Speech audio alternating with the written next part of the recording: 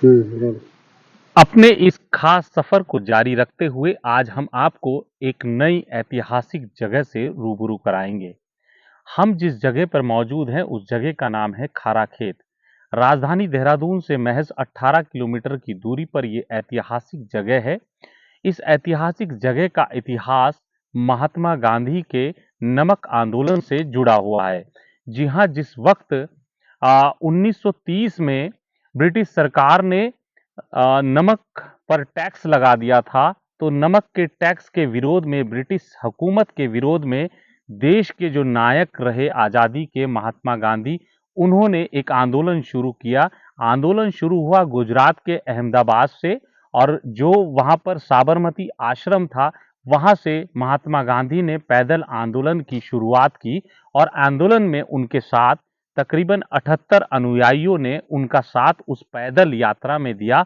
और महात्मा गांधी इस यात्रा में काफी 241 किलोमीटर की यात्रा तय करने के बाद जो समुद्र तट है वहां पर डांडा तक उन्होंने ये यात्रा की। और इस यात्रा के दौरान उन्होंने ब्रिटिश हुकूमत के खिलाफत की, और नमक के ऊपर जो टैक्स लगाया जा रहा था उस टैक्स का उनका विरोध था। जिस जगह हम खारा खेत में मौजूद हैं, क्योंकि महात्मा गांधी ने जब कोई भी देश में आंदोलन शुरू किया, चाहे साबरमती से किया हो या किसी भी जगह से, तो उसके पूरे देश के अंदर उस आंदोलन की चिंगारियां फैली। और पूरे देश के अंदर जो स्वतंत्रता सेनानी थे वो इस लड़ाई को लड़ते जरूर नजर आए। यहाँ पर एक नदी मैं आपको दिखाना चाहूंगा। ये नीचे एक नदी है, इस नदी का नाम नून नदी है। नून का मतलब नमक से लगाया गया है, नमक को नून कहा गया है, तो इस नदी का नाम भी नून नदी पड़ा।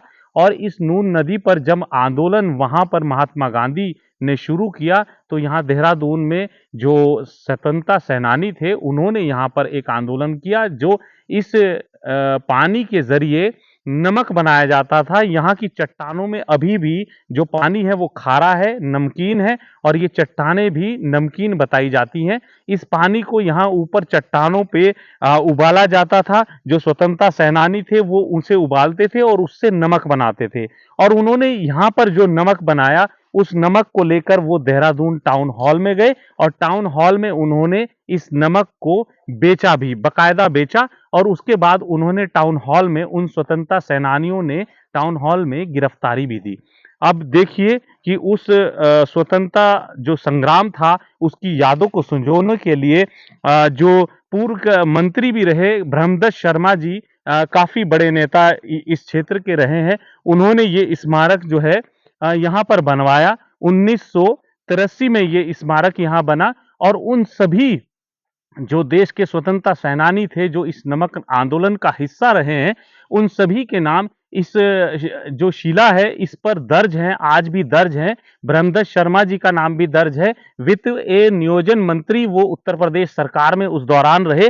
और इस स्मारक की जो आप हालात आज देख रहे हैं, इसे देखकर लगता है कि जब से ये स्मारक यहाँ बना है तब से इस स्मारक की देखरेख ही नहीं हुई। हालांकि पर्यटन विभाग के अंडर ये, यानी कि उसके अंतर्गत ये सारी चीजें आती हैं, जो हमारी ऐतिहासिक धरोहर हैं उन्हें सजोने का जो जिम्मा है, उन्हें संवारने का, उनके रखरखाव का जो जिम्मा है वो पर्यटन विभाग का है।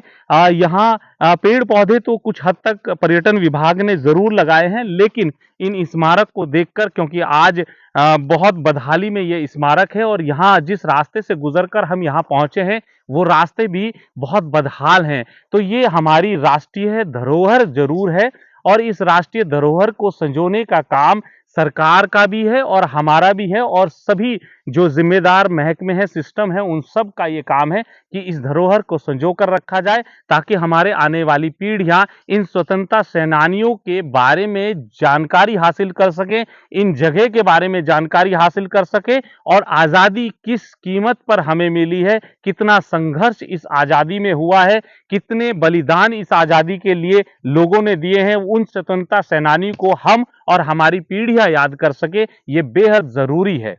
किसी और जगह, किसी और नए सफर में और किसी खास मुलाकात में, किसी खास जगह के बारे में दोबारा आपसे रूबरू होंगे। तब तक के लिए इजाजत दीजिए।